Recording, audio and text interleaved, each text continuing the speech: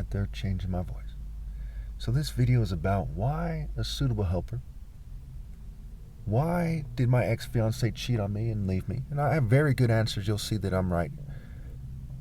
Why did I struggle to find an attractive female while living in California? Though I did live in unincorporated Morgan Hill in a fairly remote place, though I went out a lot. This is about these things. Well, first of all, let's talk about females, right, and their judgment. Okay, so there's a reason why the vast majority of people are called sheeple, and the word she, sheeple, begins with the word she, or the phrase she or whatever. The syllable, one way or another, begins with the part she, sheeple. Now it goes back to evolution. Did a bird evolve to swim underwater like a fish and breathe underwater? At face value, no. Did a hippo evolve to be a bird? No.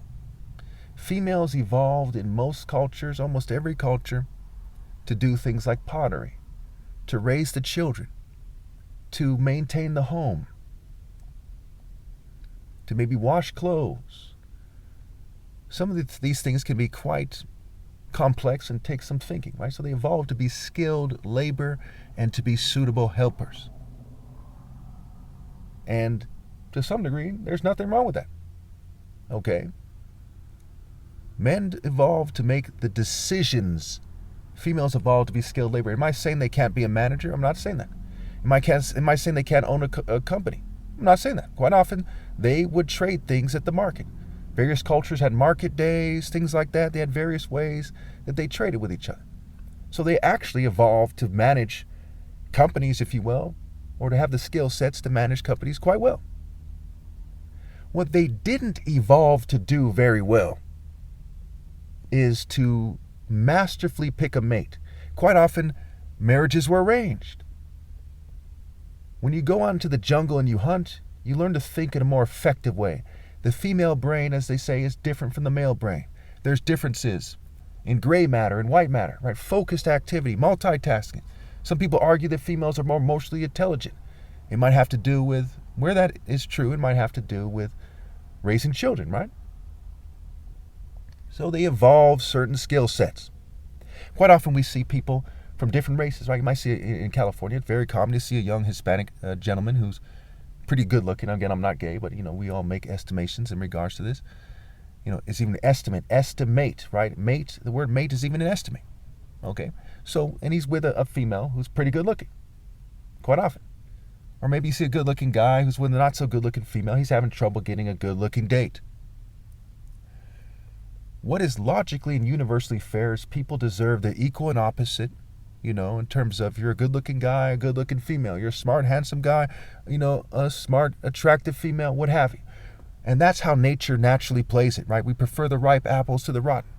However, when you have a system of white supremacy or any racial supremacy system, okay, character is not always found with people who are attractive. For example, right now, at one point I was the most handsome person ever lived. Hands down, universally, I'll debate you on that any time. It's easy to prove.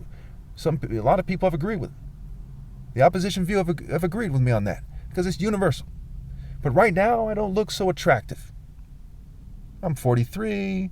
I've been fumed and poisoned for a while. What have you? Do I deserve an attractive female who's, say, 25? Yes, because they cheated me out of that. Because people who are trying to look better than I am, or trying to look better than I look, they have sabotaged me so that people like them who are scoundrels who play ball with scum get the attractive females. So should the guys who play ball with scum, attractive or not, get attractive females? No. Character is the bell that rings the loudest. What is fair? If you lead the upright along the wrong path and they start misbehaving, does that mean you should deserve the chick? No. Because again, the devil's in the details. Character is what rings the loudest. You have to make a sound and just and fair and right call. Now, in this construct, it's for the most part open and shut. We know the racial spectrums. We know the cultural spectrums, the religious spectrums, the philosophical spectrums. We know the spectrum, the economic, spectrums. We know that rich people basically are scum across the board. We know that people that kiss their ass are basically scum across the board.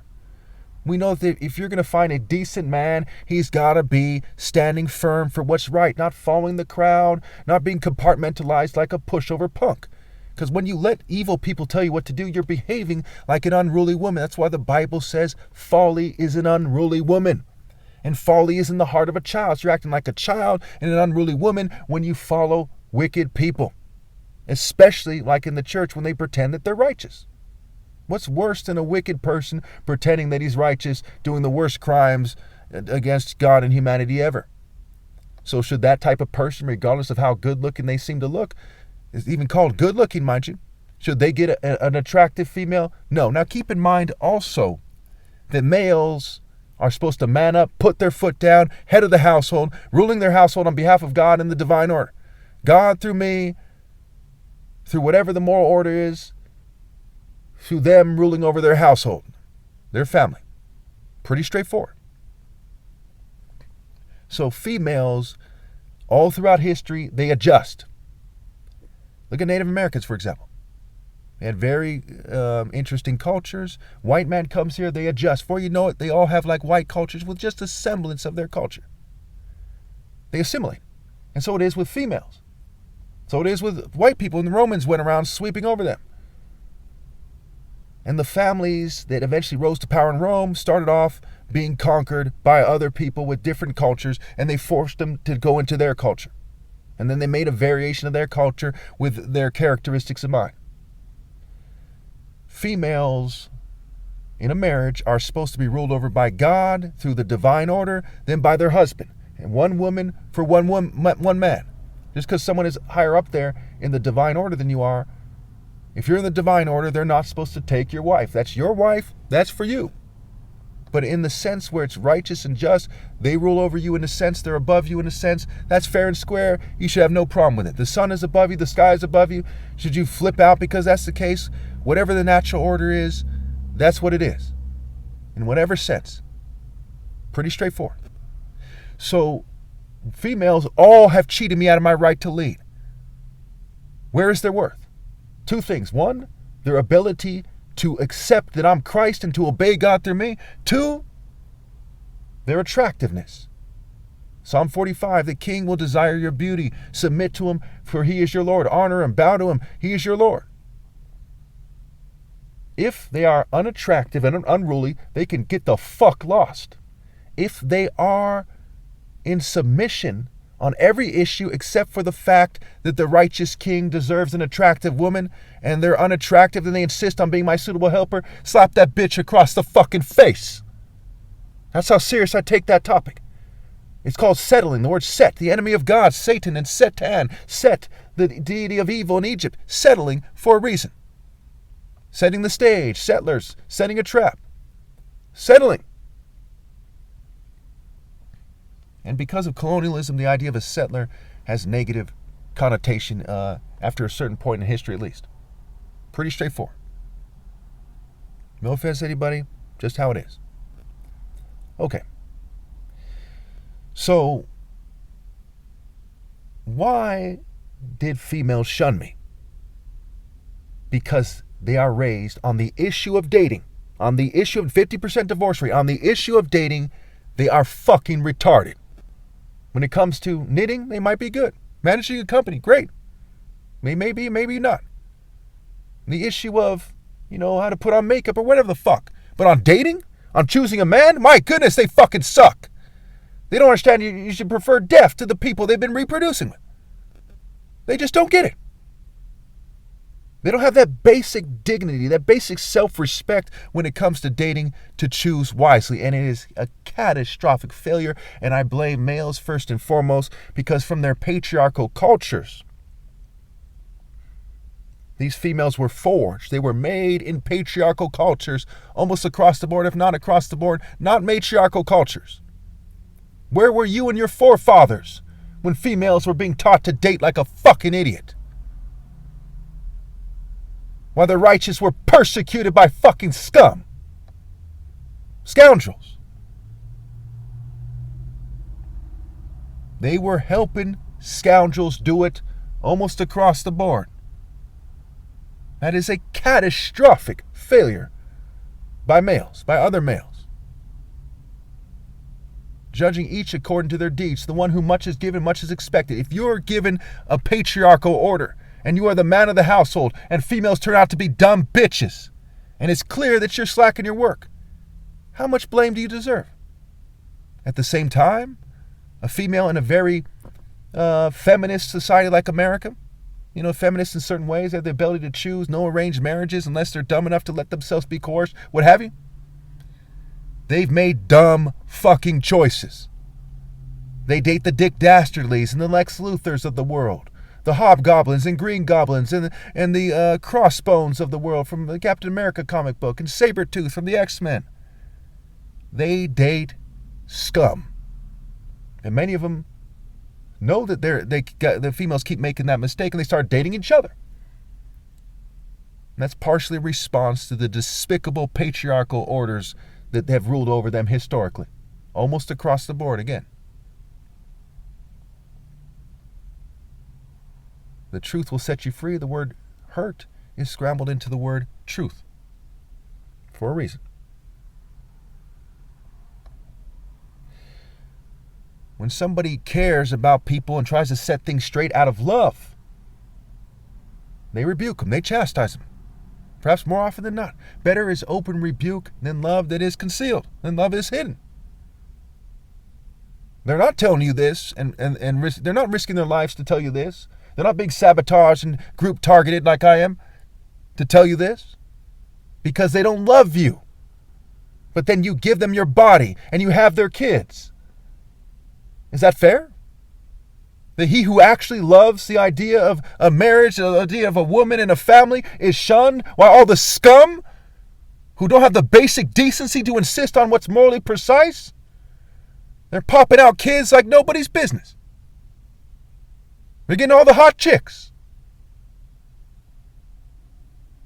Things connected to these things are why attractive females shun me. So when this gorgeous Greek and Italian white female comes across me on the internet, Yahoo chat. She's even in a black chat room, African American chat. I'm like, wow, she's gorgeous. She's got a web camera. She's beautiful, exotic, beautiful. And I say to her, you're probably not going to believe me, but I'm madly in love with you right away. And newsflash, folks, I was. She says to me, you're probably not going to believe me. And I'm a little confused why she says that, right? And then it hits me, maybe she's going to say that too. But there's like a pause. She said, but I feel the same way. You cannot make this up. When you're a hopeless romantic and you're looking for true love and that happens, you're going to start overlooking things that you know you shouldn't be overlooking. Like where she's shady. Like her flirting with other guys in a certain way. So it's harmless. You're going to say, well, I'll give you the benefit of the doubt because maybe I can rectify this situation later. Maybe I can correct this later.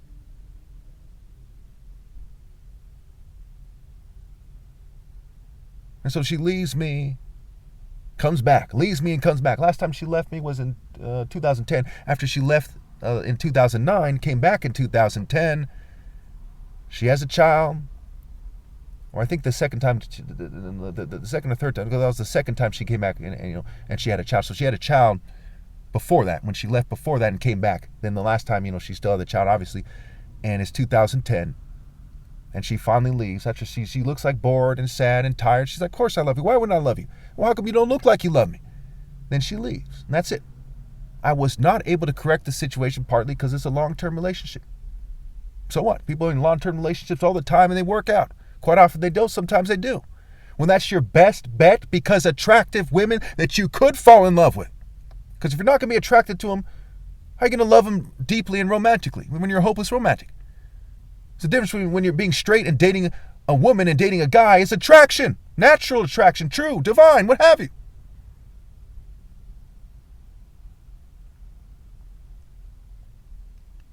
And so as I'm on the internet and they're censoring the internet, as I'm at the malls, the clubs, the get-togethers, walking down the street, at the parks, at the frickin' parks all the time, trying everywhere and anywhere, the library, the schools, the 6 different high schools, several different colleges before I graduated. It's a story for another day about the school system, how it's designed to favor idiots. Nerds are described as foolish and contemptible by nerds who made the dictionary, and worthless. Though I don't quite agree with the worthless definition. You're worthless if you refuse to change, if you refuse to obey God through me. The Bible says that. The dictionary says that. God says that. I say that. God's opinion is the one I convey. It's what matters. It's more than opinion. It's the truth. God deals in truth, not opinion. There we go. Clear cut. So, I'm shunned. All throughout my life. Boarding school shunned, public school shunned, Christian school shunned. Every once in a while, a chick dates me for a little while. She's a dumb airhead, raised by punks and dumb bitches type of a bitch. And she goes, I think you're kind of cute. Well, I'm a dumb bitch, scatterbrained. I'm going over here. When a female rejects or chooses someone over the most righteous person ever lived, who at one point in his life was the most handsome person ever lived, righteous, from a good family, Mr. Right, on the right path, she's a dumb bitch. If you choose Gargamel over Jesus, you're a dumb bitch. If you say, well, Lex Luthor's richer and choose him, you're a dumb bitch. It's a moral absolute. Under all circumstances where you're not being misled to the extreme far more than these females were, far more. Under all those circumstances, rather, if you choose Lex Luthor, Gargamel, or anyone else over Jesus, I promise you from the bottom of my heart that you're a dumb fucking bitch. What the fuck? Was that Jesus' fault that she prefers a Gargamel, butt naked doing a ritual with Charles Manson and Marilyn Manson in the woods over the Son of God? That she prefers some Lex Luthor, homeless trampling dog, over the most righteous person ever? A liberal is someone who is open to morality and sound reason, not choosing a bitch-ass immoral dog over moral precision at its pinnacle in the human race. A conservative says, well, that's not how we do things. No, we have our own scales, and we're conserving them, pal. Think about it.